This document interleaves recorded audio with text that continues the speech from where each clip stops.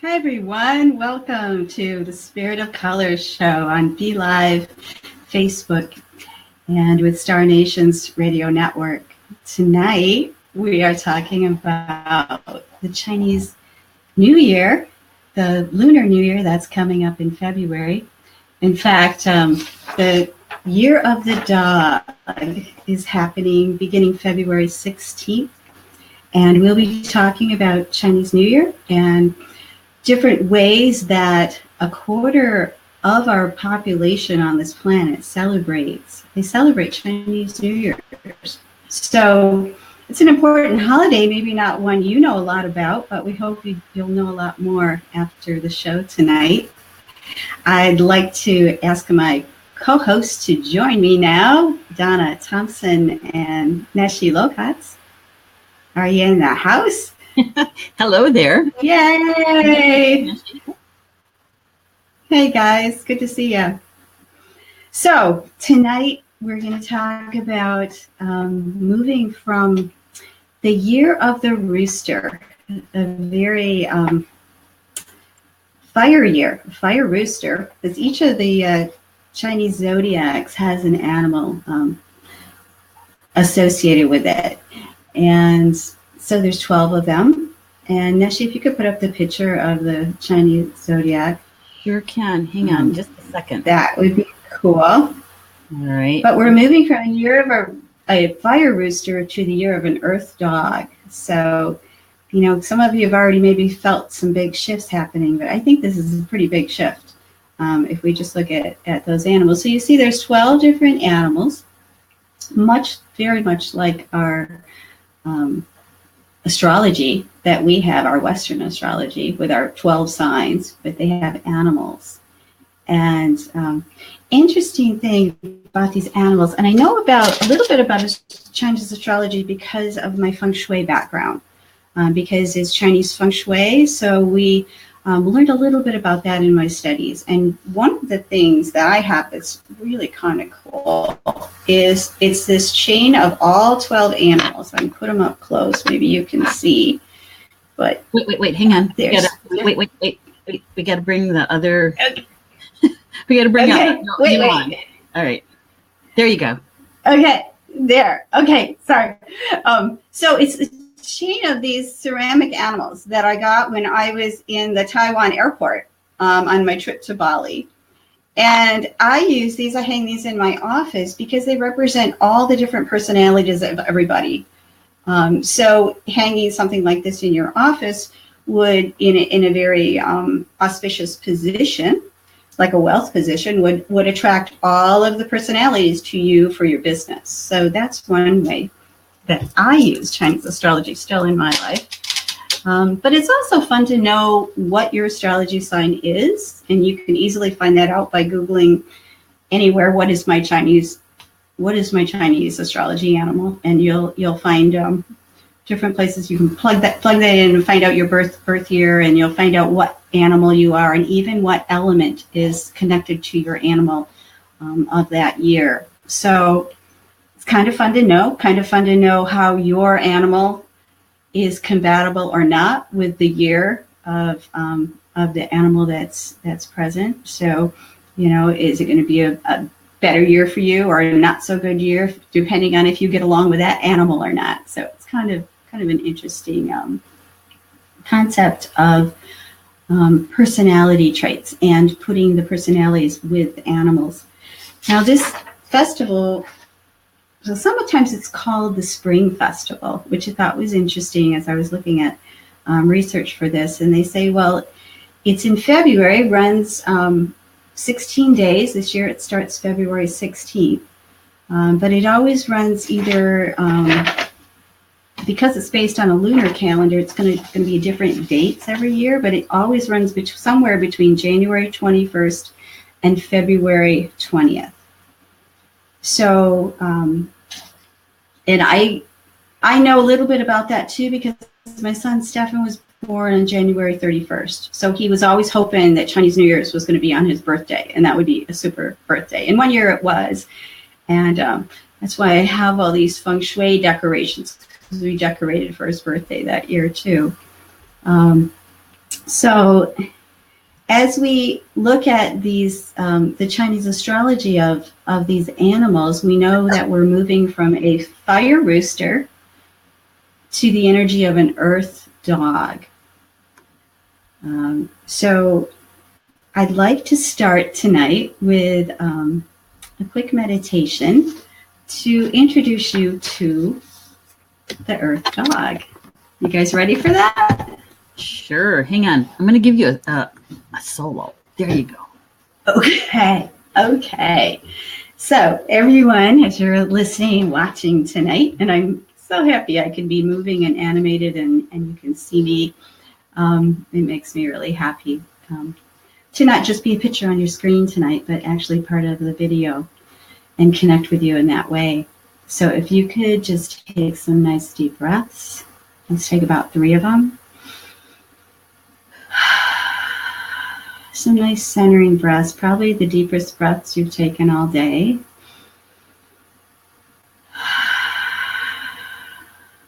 And one more.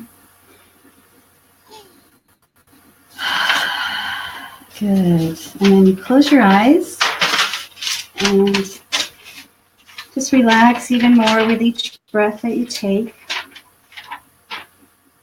And see yourself walking. In your mind's eye, you're walking down a beautiful path to a meadow. The meadow is filled with flowers, beautiful grasses.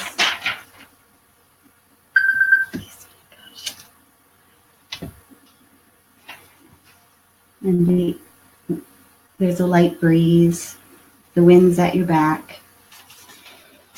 Smells so good here. It's summer and it's warm. And as you walk along this path in this meadow, you sense there's an animal in the distance. And it's yellow golden in color. And it sees you and it starts to come towards you. And as it gets closer, you can make out that it's a dog. And it's a beautiful golden yellow colored dog.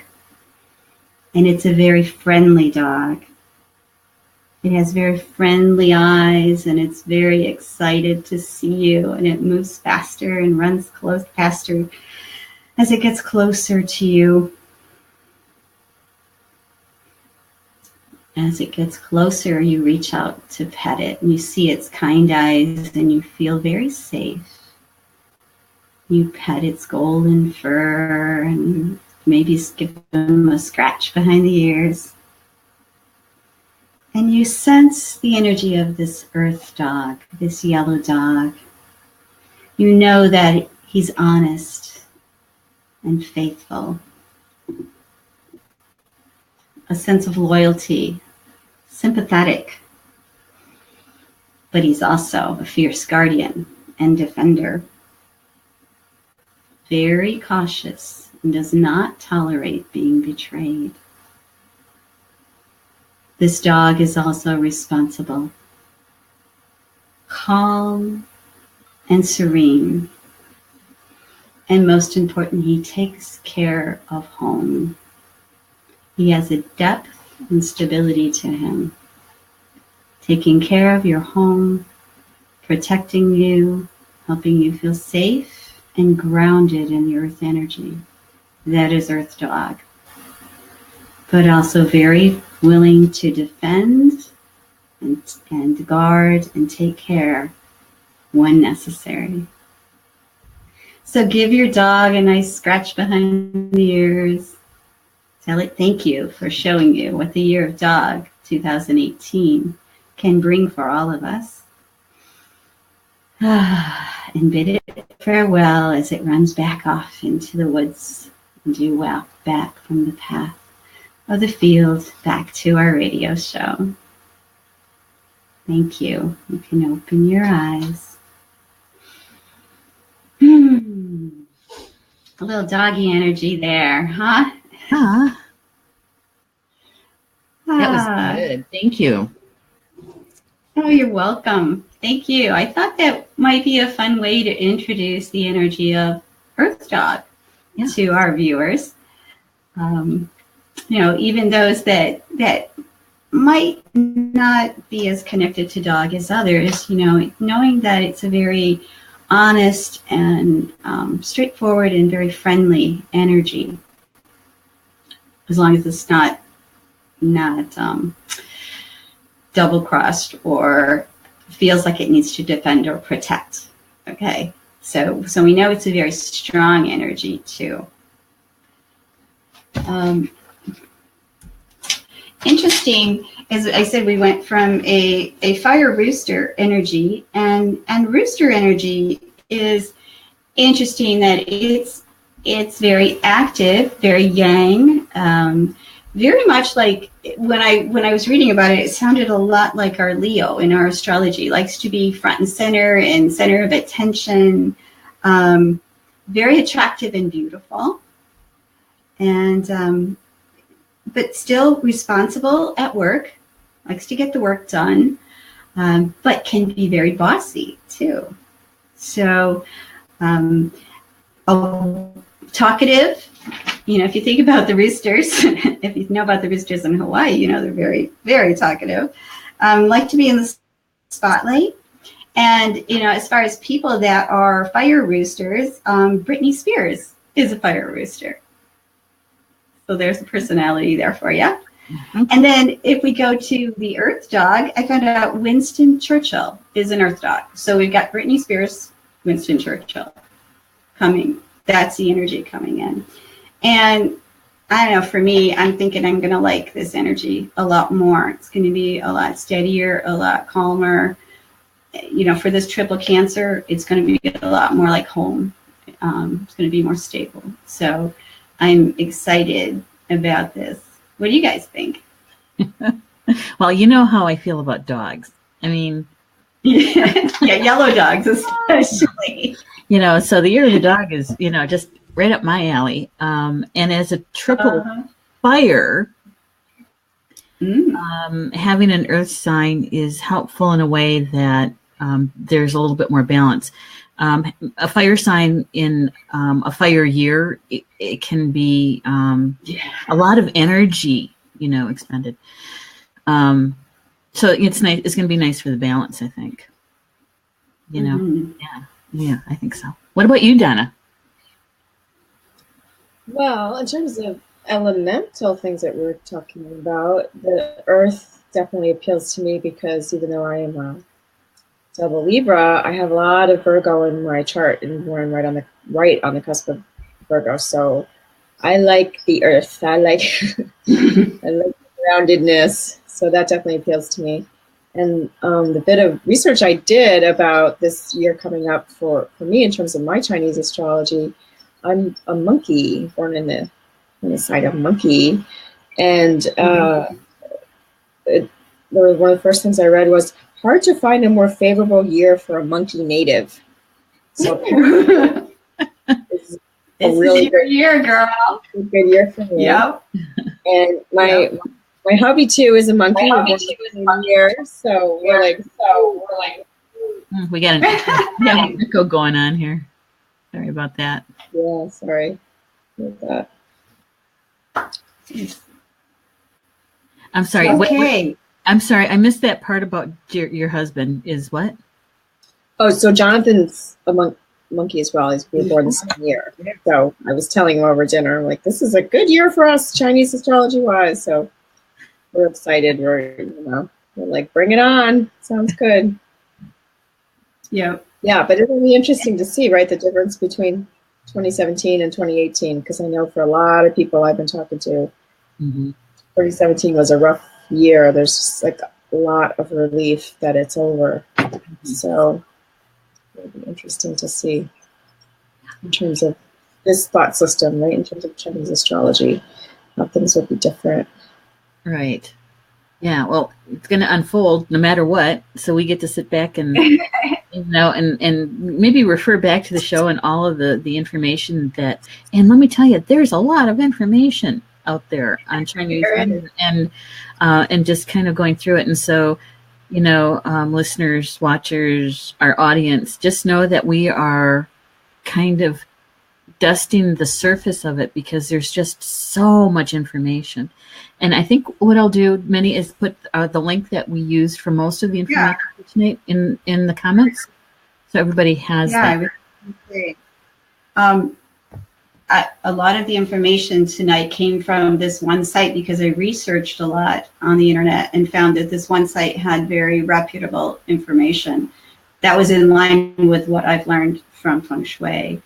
And you can go find out what animal you are, what compatibility you are with a dog energy. And if you show that it's not a great year for you, that doesn't mean you just have to live with, oh crap, I'm going to have a really bad year. What they do in China is you just know that you have to work a little extra hard. You might wear more red and activate things, or you're gonna put a little more protection around you. You're gonna put more energy around you. You're going to feed the energy of the earth dog, and sometimes it's about controlling that earth energy, and then we control earth with wood. So you would bring more of the wood, and the water feeds the wood. So you would control that earth energy by bringing other elements in the Chinese element system. So it's not like there's nothing you can do. It's just that you have to be a little more on guard that year, and a little more protective, and maybe just a little more careful about the decisions that you make as well. So speaking of research, Donna we each took a little branch of it, and Donna took there's a lot of decorations, a lot of preparation that goes into this 16-day festival. So Donna, if you'd like to share with us what you found out about how they get ready for this festival, Sure. That'd be great. Yeah, so they're, according to this site again that we're using, they listed seven different main types of decoration that are used for Chinese New Year. So number one is probably one a lot of people have heard of, red lanterns, right? I often think of the classic Chinese red lantern, and that's used to drive off bad luck. And they also use what they call door couplets, decorations that put over their doors to signify best wishes for the coming year. So it's like a greeting. Anybody that comes through the door, they see these. And then paper cuttings are also very popular, right? The intricate cutout paper, and those are, I believe, those are usually red too, right? Red is like the big. Yes, they're beautiful. Yeah, and that's all about luck and happiness. So they display them to just be, they're constantly trying to energize luck and all things positive, happiness, often health too. And then there's something called New Year's paintings. Now this was new. I'd never heard of this. This was new for me. Different paintings that have symbolic readings, and they display them around the home. So that's another type of decoration. And then number 5 is upside down food characters, which is signifying luck, like the luck is pouring out upon you. So food characters, Donna, as in like, are you talking about food dogs, or are you talking about the container? I'm not sure. Yeah. That's just how I think it's the golden. You'll see a lot of on the envelopes and things. There's a golden container that looks like a boat, and I think that's the wealth pouring out of that. Actually, I actually looked that one up. Yeah, I'm not sure how to pronounce it. I thought it was really interesting. From what I understand, is that they will take it's a lot about fortune coming to you for the new year. I don't know. I can you guys hear me? Because I'm not sure. Yeah, I can. I found that part really, really interesting, Donna, about the foo diagrams, and what they were talking about were the calligraphy sentences, that they actually say something, and they put it on red paper, and it's like a diamond shape. And what they do is that when they hang it on the door, on the outside of their front door, they hang it upside down. Mm. And so the luck will flow. Pours down on you. Right. Nice. Right. Yeah. Okay. That's what they were talking about the foo. Yeah. Okay. Yeah. Okay. And we have a message here from, I think it was Meg. Meg said something. I'm looking for it right now. She said something about the lanterns, because I showed the picture of the red lanterns. Mm-hmm.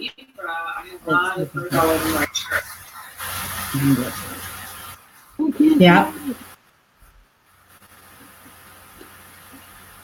She's saying those lanterns are beautiful. I showed the red lanterns while you were talking about the lanterns. Yeah. Up there, so. They are amazing. In my article for the magazine next month, I'm going to be writing about Chinese New Year's, and the red lanterns that I saw when I was in Bali were hanging in the temple, and they had family names hanging from the tassel at the bottom. Mm. And you would pay to have a lantern hung in the temple for good luck for your family for that year.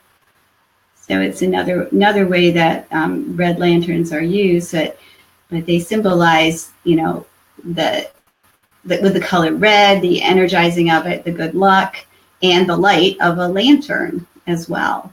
So then they're beautiful. I have just two more on my decoration list. Kumquat trees. Oh, yeah. For wealth and for good luck. And so they're, used a lot, placed around the home, and used at this time of Chinese New Year. And then blooming flowers in general are also to send wishes for prosperity. And there's a few that are really common. So plum blossoms, right? We often think of plum blossoms, right? When we think of things Chinese, and orchids, and peonies. I didn't know peonies were one too. I love peonies. Oh, yeah. They're my favorite flowers. And also peach blossoms. So yep, peach blossom luck. Professor Lynn, my teacher, used to talk about peach blossom luck. I'm on, right, Neshi? Yes, you are. People can hear me. Yep. Yes, make sure I'm not talking to myself. But that was to do with relationships. And peach blossom luck was like because of the color of your naked skin. So he would talk about peach, the color pink and peach in the relationship sector of the Bagua. That's why, because you'll have peach blossom luck then. So I like that. That's interesting. Yeah, luck. Sounds like so Nesh. Okay, Donna, is that that's plenty from decorations, but that's it for me. Like fun. Yeah, I know they do a lot of writing of all these good luck poems and things, and it's really important to like blessings for everyone. Yeah, that they send everyone. And Neshi did some research on food, which is a big deal for a Chinese festival, kind of like our holidays here are wrapped around food, right? Yeah, exactly. I actually have a couple pictures. So Donna, I'm going to bring you down so I can bring the food up. Okay, hang on. Wait, let me find the food first, and then we'll do that. That's the food. Like every other culture around a holiday or a celebration, a holy day, they have certain food that they have, right? And in the Chinese culture is what we're talking about tonight. One of the things that they have is, I'm going to bring this picture up, is dumplings. And you can have them steamed or fried. Mm. And the shape of them is really important because they signify wealth and prosperity. And so they're kind of in the shape of an ingot. That's the shape in China. And the filling can be just about anything. In this picture, they're steaming it. And I love steamed dumplings. So I know what we're having on Chinese New Year in February. And the other thing that all those dipping sauces too, it looks like, yeah, really. And the other thing that they were talking about are noodles. And noodles are about longevity. And so, if you're eating out for Chinese New Year, you'll want to order maybe lo mein or something like that. And I'm sure that, if you go to a Chinese restaurant during Chinese New Year, they're going to have specials. They might even have something written up for you, so that us Westerners, we learn a little bit more about a different culture on a lunar calendar, right? So those were the two dishes that I picked out to show because those are my favorites. I figured, I was just going to show those. What you want to eat. That's right. But they do talk about having spring rolls and there's one that I couldn't find a picture of. I wish I could have. They're called they're steamed New Year cake, and it's kind of a glutinous kind of rice mixture, and they cook it, and so, but it's kind of, I kind of look like a pudding, like a really kind of stiff pudding, and a rice pudding, like a rice pudding, sort of, but that is to increase prosperity. Ooh. Yeah, it didn't really look all that great, but you know what? I would taste it. I would right? If it's going to increase your wealth, yes. Yeah, exactly. Wow. And then what they do is they do have an 8 treasured rice pudding for good luck. And that I would do for sure. But what I found really interesting is that every culture has some sort of dish that they use for their holidays.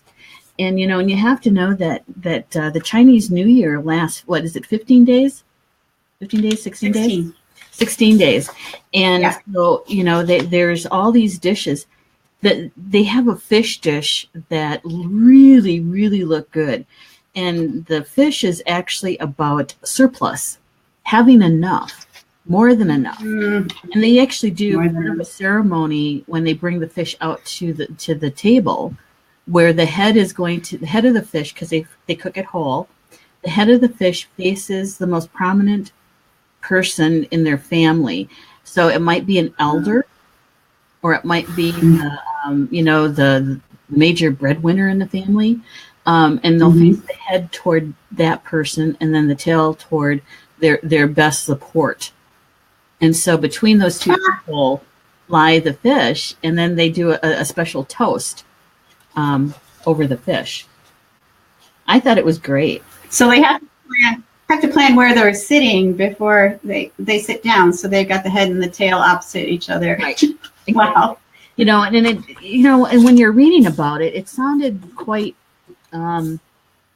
formal and, a lot of rules to it, right? But it's not that way at all.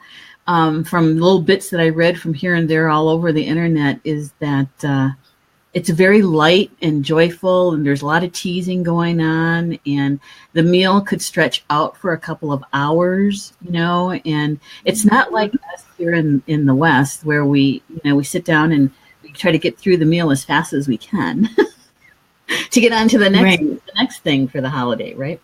No, their meal is really quite highlighted, and the food is very important.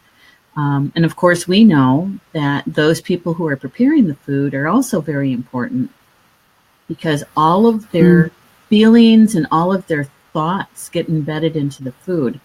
So they really do select the correct people in their family to be able to create this meal. So I really enjoyed looking up the information about Chinese New Year and just about the Lunar New Year in general, because the Chinese New Year is the most well-known New Year. But there are many other cultures who have a New Year for the lunar cycle. Right.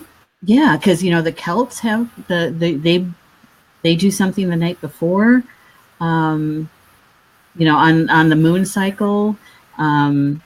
Let's see, the Egyptians have a special ceremony in the summertime for their New Year, and they celebrate the night before.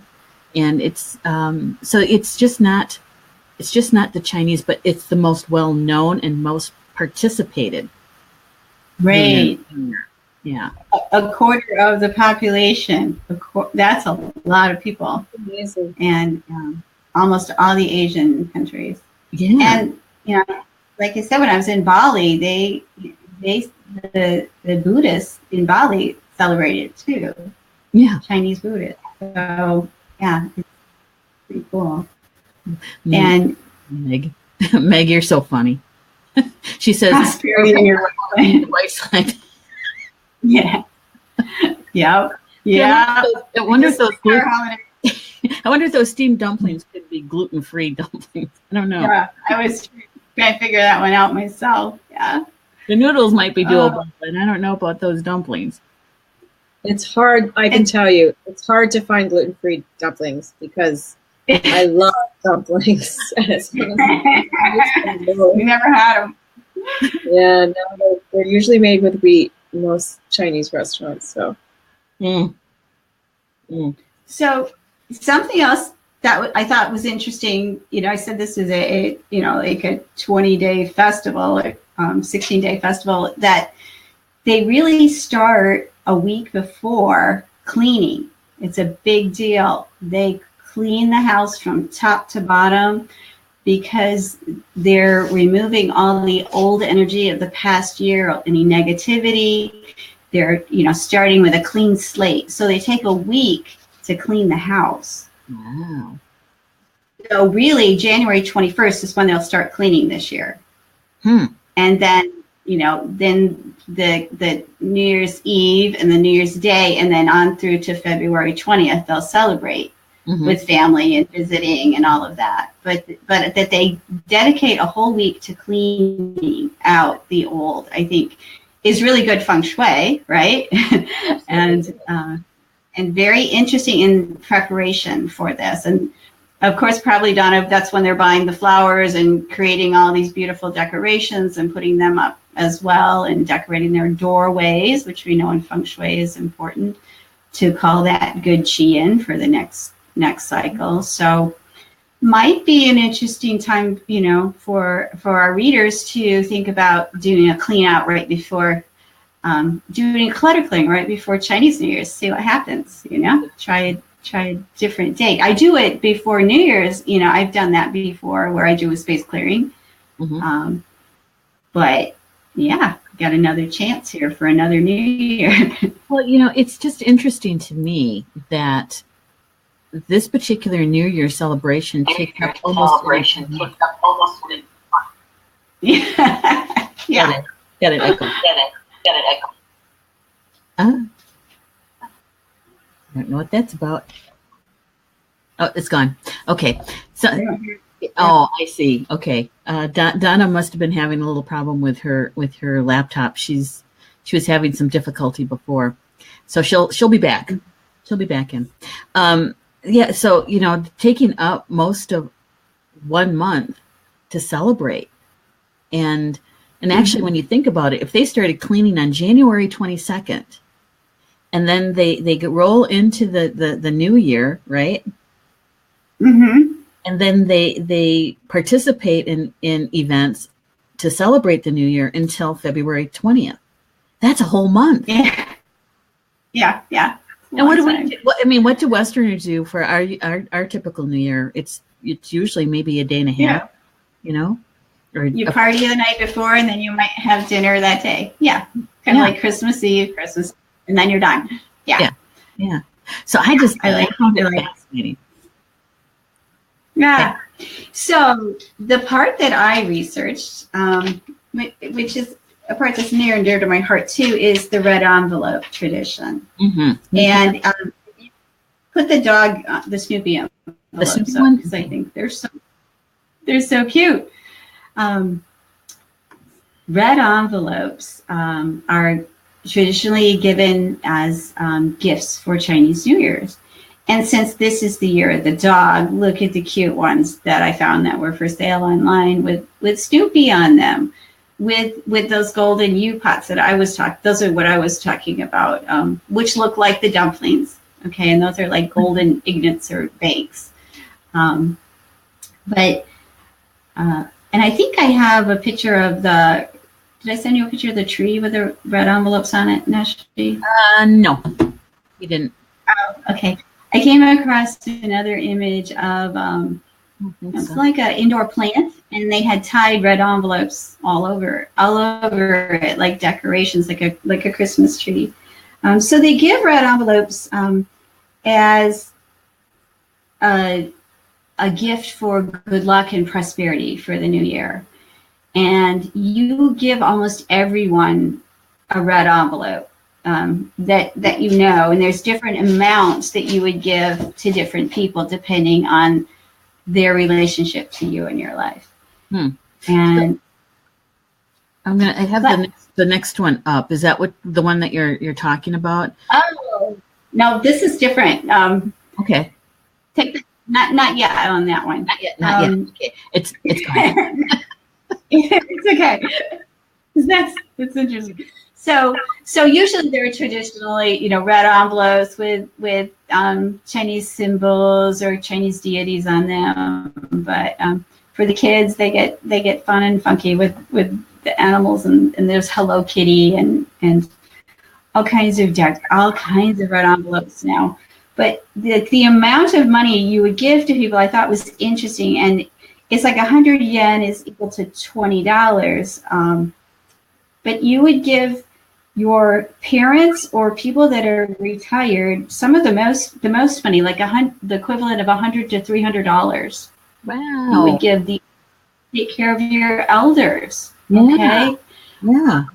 So people that are retired, or people that are older, they honor them the most. Your boss might give you $20 to $200. So kind of like a New Year's bonus you would get in your red envelope. Parents usually give their children about $20 equivalent for the red envelopes. But acquaintance, your friends' children, you might get $5 or $10. Close friends and relatives and nieces and nephews, $20 to $30 is usually what you might give.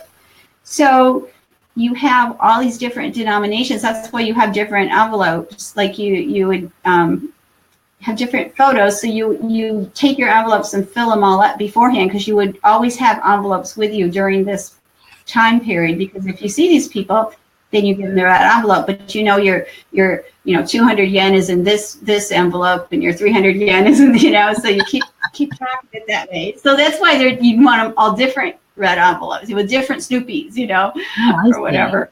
So the amount that you have in certain envelopes, so you could just pull that out. I see. Right. They don't just give money, right? I mean, or do they? No, the red envelope is really important because it activates that blessing. And you would say a blessing, like you would say good luck for this dog year when you gave the red envelope, or many blessings for this dog year. Just like the poems and things that they put over their doorways. It's always about blessing people and saying the words when you give the envelope. And you would always receive your envelope with two hands. And you would never open the envelope in front of the gift giver. You wait till you're alone or back at your house. It's rude to open it in front of them. So but But people walk around with, I can imagine the ladies' purses are just stashed full of red envelopes in all different denominations, because if they see their friends, if they see their friends' kids, who, can you imagine what's happening out in the streets, in the social world, during Chinese New Year's with all this red envelope transaction happening? Yeah. I think it's pretty exciting. But what's happening now we can go up to the next photo. Okay. What's happening now is the red envelopes are going electronic. So there's a site they're called WeChat. It's called WeChat and Lucky Money. And so people will send, your parents will send their kids, or people will send their friends their red envelope this way. And then the money can be put right into their debit account, or it can be put into a certain store, like we do gift cards for Target or something. Mm-hmm. You could have it put there, so they could go and purchase things. So very interesting. And last year, WeChat processed 409,000 red envelopes a second. A second? A second, yeah. Holy smokes. And they're expecting more this year, the more that it catches on, and I'm sure there's elders that want to do the traditional hand, but, what if your friends are out of town, or you're not going to see them, but you want to give them a red envelope, mm-hmm. And you don't want to mail it, do right. it this way. So, and there's all kinds of designs and fun things you can pick, and then you put the amount on and send it, and then they open it. It's really kind of cool. Well, but also, what? Can you touch on, because on the picture they have 888s, and I know that in Chinese, especially in feng shui, numbers are very important. Certain numbers are. Yeah. So yes. So could you touch on your 8s or 9s? Yeah, your 8s or 9s are your big numbers for good luck and prosperity. 8s are material abundance, like physical abundance, money. 9s are abundance on all levels, spiritual and physical. So an 888 would be, here's all the money that you need in the world right here. Because in numerology, when we're at 9 is the highest you can go, and then you go to 10, you go back to 1. So you're only working with a 1 through 9 system. Mm-hmm. 8 and 9 are the big ones at the end for abundance and prosperity. And the red color is really important because that activates all of this, it energizes it. It's the fire, the transformation that's going to move that wealth and that abundance towards you faster. And then, of course, the gold is like the gold of richness of gold. So you'll see a lot of red and gold, and white is a spiritual element. So you'll see all of those 3 colors for Chinese New Year. Yep. Yeah, and I noticed that it's pretty cool. When in the descriptions for like the food, they were using the word that translates to English as gold, and that's wealth. And a lot of their food are use those kind of titles. For New Year. A lot of their words and if it sounds like something else, then it's more auspicious. And when it sounds like there's certain numbers that they don't like because they sound like the word sounds like a negative meaning. So yeah, it's really, really interesting. And that the red envelope tradition is a big part of my feng shui business. I have my payments from clients. I ask them to put their payment in a red envelope. Mm-hmm. For me, that energizes the work that we do together. It's very honoring of the red envelope tradition that goes this festival goes back 3,000 years, as does feng shui. Mm-hmm. But it's a really honoring of that energy exchange. And I always have my clients hand it to me. They can't just leave it on the table, say, here's your money. I say, no, we need to stand and we need to do this in a very honoring way. Mm-hmm. And honoring this red envelope tradition. This is something that my teacher, Professor Lynn, taught us that was most important for our luck and for theirs. Right. So Because So I still do it, even though, you need to, explain things to people and that they understand. And I've had people make red envelopes, and that's something that I found online too. There were all kinds of patterns for making your own Chinese New Year's red envelopes too. Mm-hmm. So it's kind of fun. People doing calligraphy on them and very, very cool stuff. So yeah, I just find it interesting how cultures they're quite similar, because in the Native American culture, there's a time when we're going by the moon for a lot of things, especially ceremonies, but also mm-hmm. a lot of Native American cultures, what they do is they when they're gift giving is that they'll wrap it in red cloth or red paper and then hand it to them. Huh.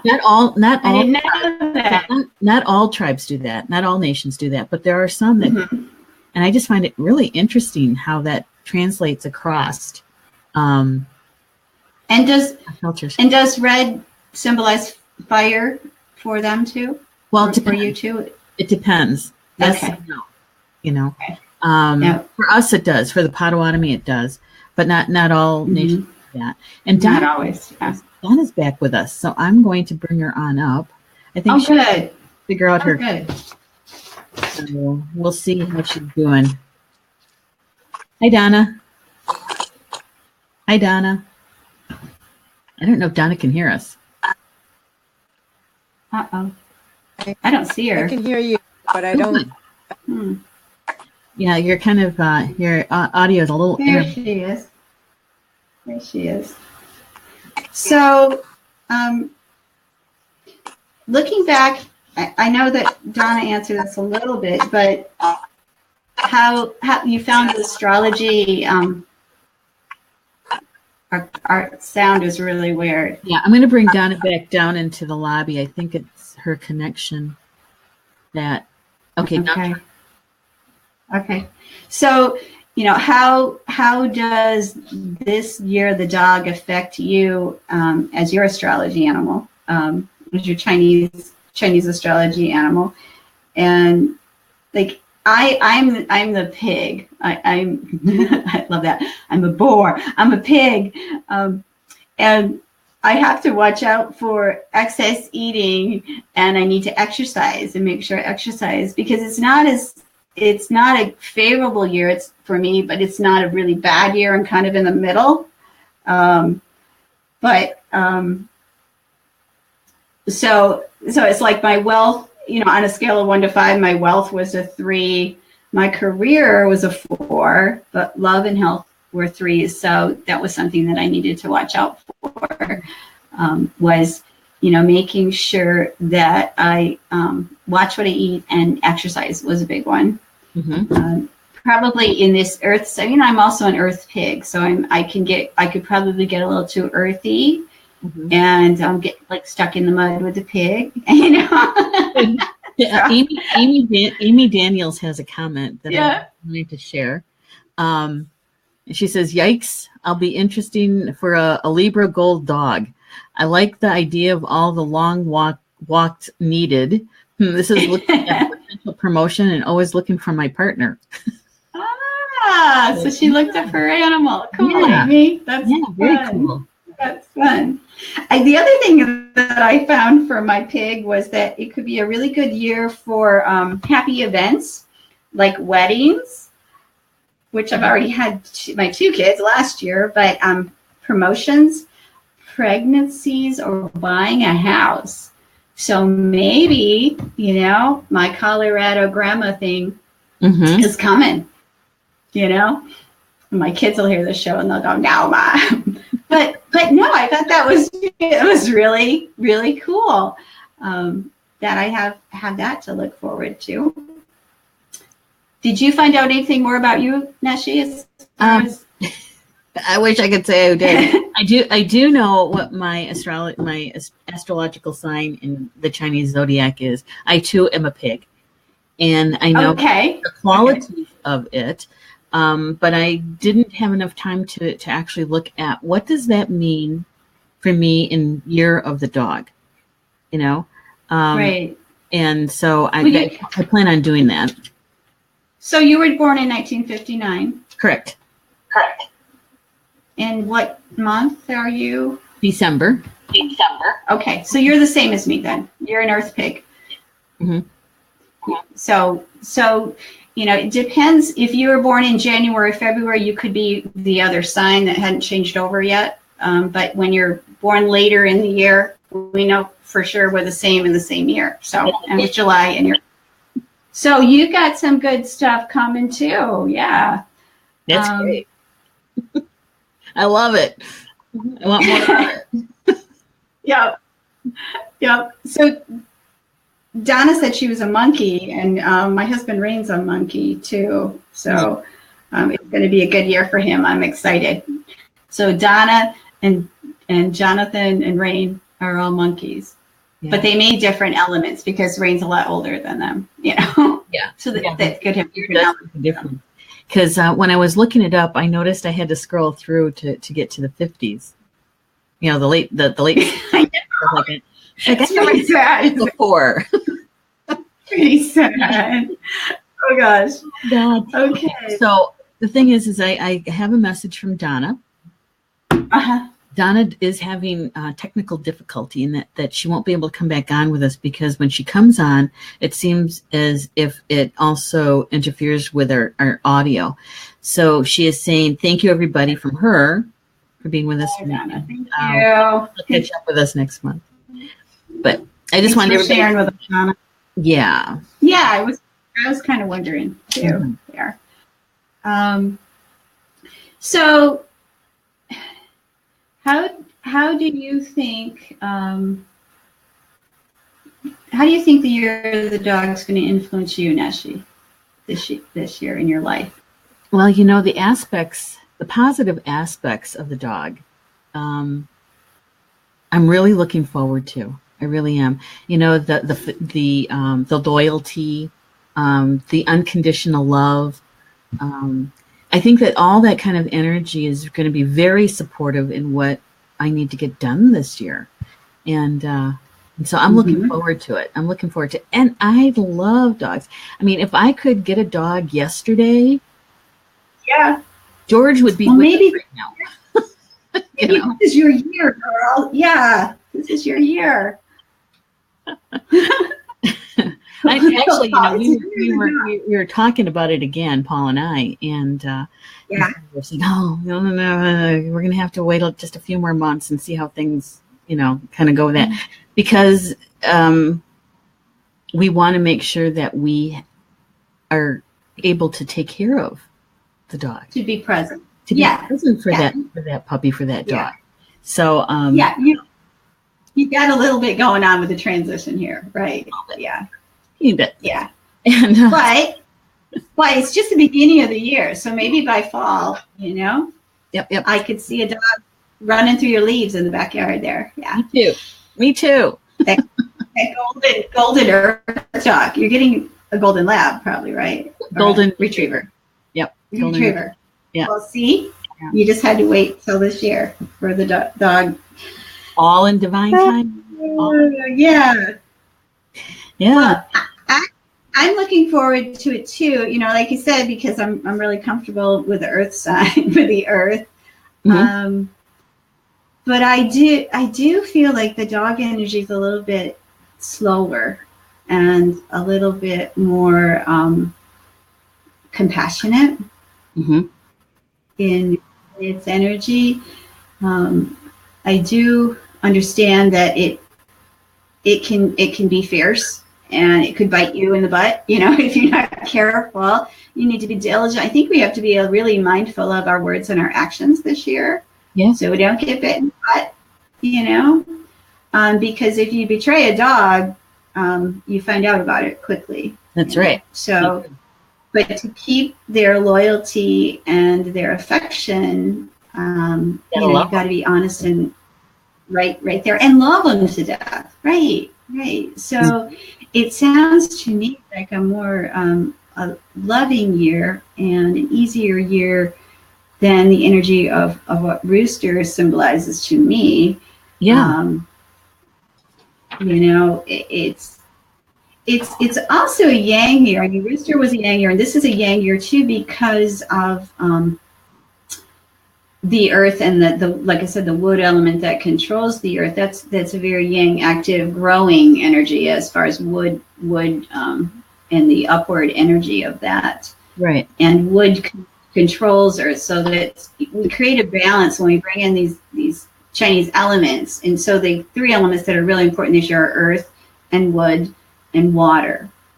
So if we speak from a spirit of color place, those colors are golden, orange, earth colors. Right. And then the water is the black, and the wood is the blue-green color. So those are three colors that we could use this year to support us.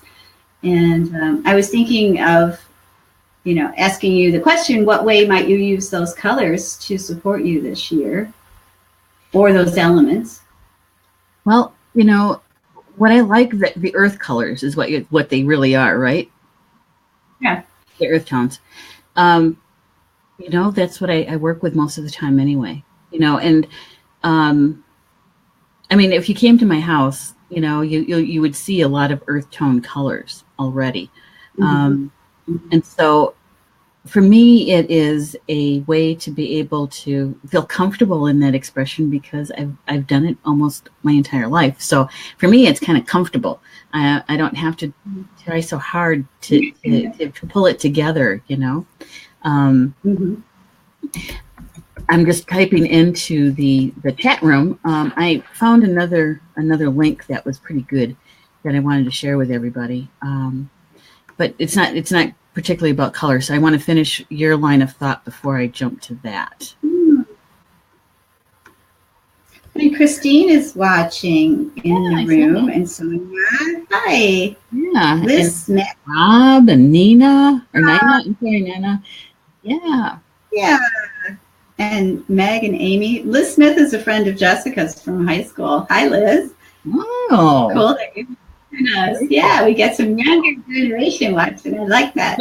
So for me, because I've got the earth pig and the earth dog here, I'm thinking I probably want to do a little controlling with the water and the wood in blues and greens and blacks. And I was thinking, I think I'd like to bring more physical water into my environment, whether it's maybe some kind of a water feature I put in the garden this summer, or even, remember the indoor fountains we used to have all the time? All the time. Where did they go? I know, that's what I'm saying. I'm going to bring mine back up. I used to love the sound of that. It was just, making sure you used water that didn't clog up the pump, my hard water. I have to buy distilled water, which is what I used to do.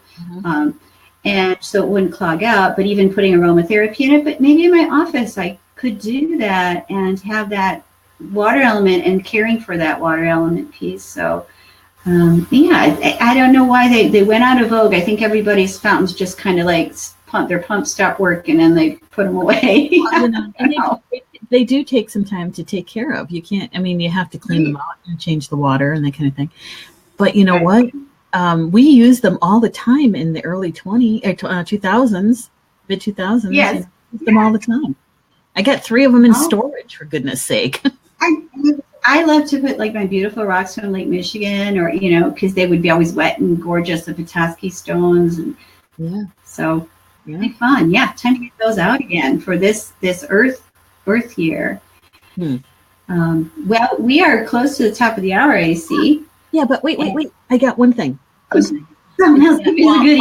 While I was researching about the spiritual qualities of dog, right? There was 3 things that kind of jumped out at me that were a little different from all the sites that I went to.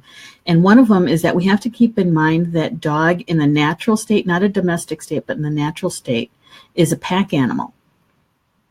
And they take care of each other. And Nice. The alpha male and the alpha female mate for life. And they take care of their entire community, right? And that their ability to see very well. They have keen eyesight. but even more, they have really good hearing and smell. They're, you know, yeah. So you think about those psychic abilities, those clairs that we all have. Yes. Those are enhanced in the year of the dog because of how the dog is able to hear for lots of things from a really far distance, and their smell, their olfactory is like 100 times better than ours. Right. So Right. Keep that in mind, and Cool. yeah, and that the faithfulness, you know, that when you have a good relationship with that dog, they're faithful to you. They will do anything for you, you know. So I just want to add that. I did find a link that had many different cultures in one, and I put it into the chat room if people want to take a look at that. Oh, great. Yeah. Thank you. That's cool. I like that. I like the pack part too. That's really cool. And I would think family units could be very important this year too. Mm-hmm. Yeah. I think so. I do. Okay. I think I froze. Oh, there we go. Yeah, we're having a little. Oh, you there? Okay. So it's been wonderful to be live here tonight with you, to interact with you, and to see you move. I'm loving it. And so anything that you'd like to share about what you're up to, Neshi? I know you're very busy with Star Nations right now. It's Star Nations everything right now. Yeah, we, you know, every day there is just a little something that makes me go, yay! You know, we're working on the February issue of the magazine, at the same time promoting the January issue, because there's some really great articles I want to share with people about what's in the January issue. But we're already starting to gear up for the February issue. We're updating the website, and we've always had kind of a little glitchy kind of thing going on in there. And our webmaster, Elf Dan, he figured it out today. He figured it out. It is something he's been working on for months. And all right, yay! And so that was a gold letter day. And so yeah, we're doing a lot of planning, trying to get things nailed down so that we can say, okay, this is going to happen that month or that month, and that kind of thing. So that, and we finished the puzzle today. The jigsaw puzzle. All right. Yay, I knew you would. She's so dang quick. I should have got her 1,000-piece one, man. 500. Not enough. Dude. Yep. So today I finalized, well, actually yesterday, filled the trip for Italy and Greece. We have 27 people going to Italy and Greece in May for Mystic Travel. So I'm really, really happy, really excited. You know, the last two people added on are two of my super great friends, Cat Havens and Annie Ninja. So I'm really excited that Annie's coming from the UK and meeting us in Rome. So it's kind of cool. We're an international travel group now, you know. Oh, that's great. Attracting international people. So really, I can't be more pleased. And this group is amazing, and we're going to have an amazing time, and we're going to experience so much. So yeah, I'm super excited. I'm excited for you guys, and happy that the trip got filled up. That's great. It's going to be a full bus. Yeah. Yeah. Okay, well, everyone, thank you so much for being here with us for Spirit of Color tonight, talking about Chinese New Year's, and perhaps you'll get some ideas, and you'll celebrate on your own, or even go to a restaurant and eat some of that wonderful food that Neshi shared with us. That'd be just fun. Go eat some noodles, Chinese New Year's Eve. Exactly. Longevity. Yeah. Thanks, everyone, for being here. Yeah, and thank you, everybody. Enjoy the rest of your week, and we'll see you back here for Spirit of Color next month. Next month. Good night, everybody. Good night.